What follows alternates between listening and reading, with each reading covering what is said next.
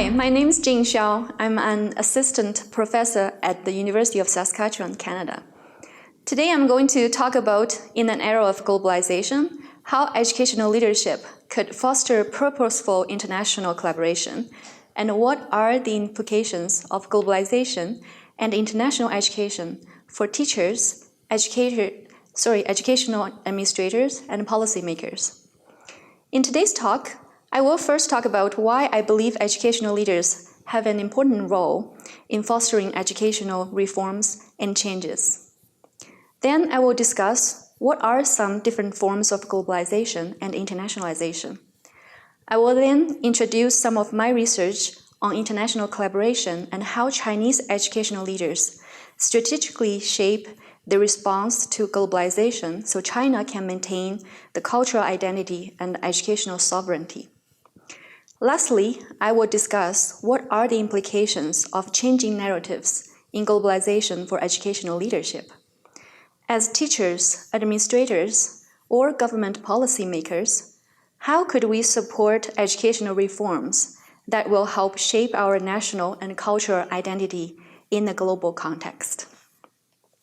So first of all, I want to introduce a little bit about my background. Before moving to Canada, I was a faculty member in a Chinese research university. While I was teaching in my home university in China, I experienced many of the changes facing Chinese universities.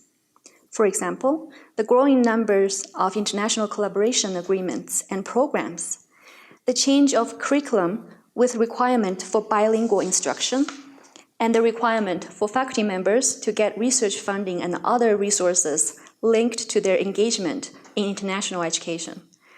These changes certainly brought beneficial outcomes for some people and institutions, but I also saw how the changes became barriers for others, including students, educational administrators, and faculty members.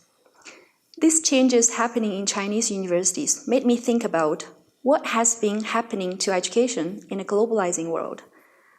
With increasing incidences of international education partnership programs, the different contexts of Western and Chinese higher education were brought together. I start to think, what will be the benefits and what will be the challenges or even consequences, and what are the implications for educational leaders? As an academic and researcher working across two cultures, I noticed that globalization and internationalization not only happen in the West and developed world, but also happen at different parts of the world. Countries like China and Mexico are playing an important part in shaping the globalizing process. As educators, teachers and administrators are also playing an important role in supporting educational reforms that will help shape our national and cultural identity in the global context. Globalization has a pervasive influence on most aspects of our society. In many ways, globalization has a great impact on decisions made by governments, companies, communities, and individuals. With no exception, globalization has heavily shaped educational systems and institutions across the world. Traditionally, universities have been knowledge-producing institutions that bear social, cultural, economic, and political responsibilities to society. But over the past few decades, universities have become global institutions affected by international contexts beyond campuses and across national borders. For many universities, internationalization has been adopted as a key strategy for responding to the influences of globalization. As a process and a social phenomenon, globalization has a long history, but its impact on educational organizations has been very significant over the past several decades. Scholars from different disciplines in the social sciences have argued that globalization is a highly contested idea that primarily describes economic, political, and cultural activities. Many researchers believe that globalization cannot be reduced to just focusing on the impact of global financial markets, information technology, or integrated world markets. Instead, globalization should be given a much more broader meaning by emphasizing global education, global political and social conflicts, and the growth of exchange between world cultures. Researchers and scholars also believe that globalization is far from being just Westernization, and the role of universities and schools within globalization has taken on a new and unexpected significance. As an ideology, globalization has become a highly contested discourse. Broadly speaking, it represents a range of new forms of political and economic interests. The different forms of globalization provide an explanation as to why education policies and practices have been profoundly changed by globalizing pressures. As globalization has been shaping almost every aspect of our society and our educational system. In our daily life and educational practices, globalization has also been reflected in multiple dimensions and different forms. For example, while many people argue that in the current global context, many countries, particularly developing countries, are facing the challenges of justifying the value of their cultures and traditions in a modernized and industrialized world. However, countries like China demonstrated that by strategically reforming its educational system and supporting effective educational leadership, globalization can be used to support its national and cultural identities. Based on my research on international education collaboration between China and other countries, which I will talk about next, China is strategically reforming its educational system to strengthen the nation, and also by allowing purposeful collaborations with foreign countries, China is positively engaging in global education by cultivating strong educational leaders. As an academic in Canadian university, my research interest focuses on internationalization of higher education, particularly on strategic partnerships between Chinese and Canadian universities. One of my research projects, for example, was to investigate how China chose to embrace the internationalization of higher education by developing international branch campuses as partnerships with foreign institutions. That was a very interesting study as I interviewed university presidents and senior educational administrators at 4 different universities. I also interviewed some government officials and asked them about how they understand the important roles of good educational administrators in fostering strategic educational collaboration. The findings from my study could be useful for educational leaders in developing countries that are facing similar globalizing pressures.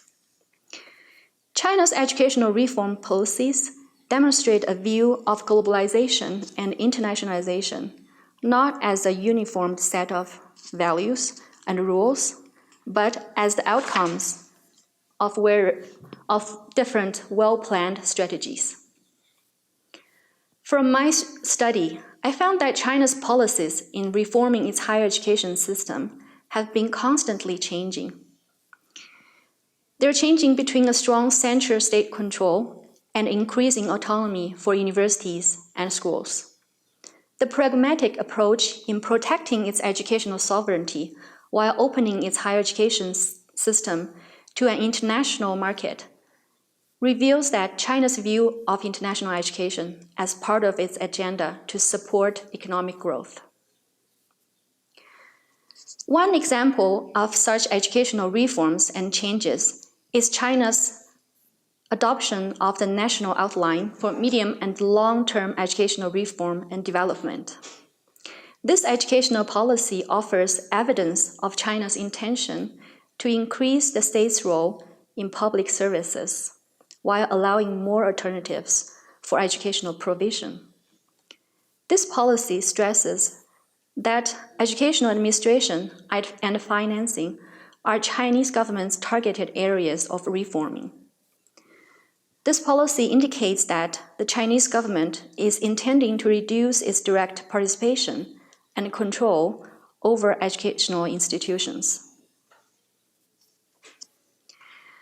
Also, this policy calls for higher education to continue to open to the world, emphasizing the need for bringing in more high-quality international resources by encouraging foreign higher education institutions to provide educational services in China.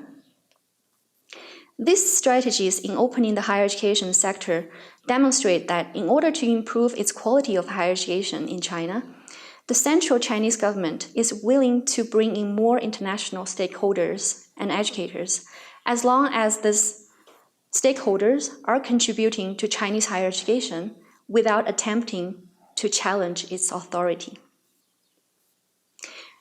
In my study, some educational leaders shared their perspectives on the Chinese government's policies regarding bringing in educational stakeholders internationally while protecting its educational sovereignty and maintaining its cultural identity.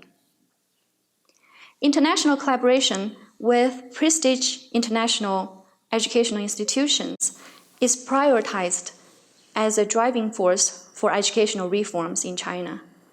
In Chinese policy documents, internationalization and opening China's higher education to international stakeholders are part of China's national strategies to use higher education as a driver for enhancing economic development and strengthening the nation. So, why should educators understand the importance of maintaining national and cultural identity in an era of globalization? What kind of role could educational leaders play in a world that's still facing great inequality between countries in the global north and the global south? I will give you some examples.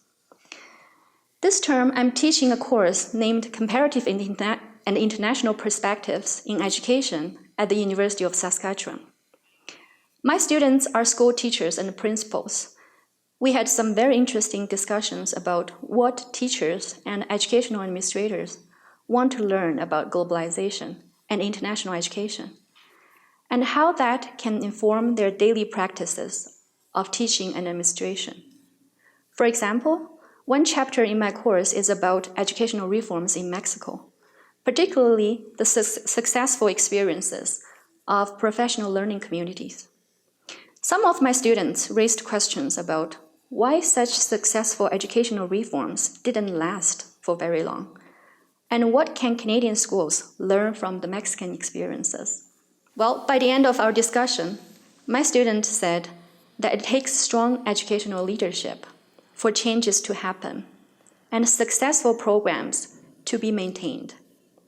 So let's take a look at how teachers, educational administrators, and government policymakers could shape the educational reforms in the country.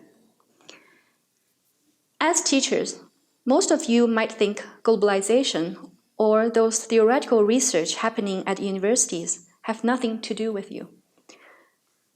You can just teach and do whatever your principal tells you to do.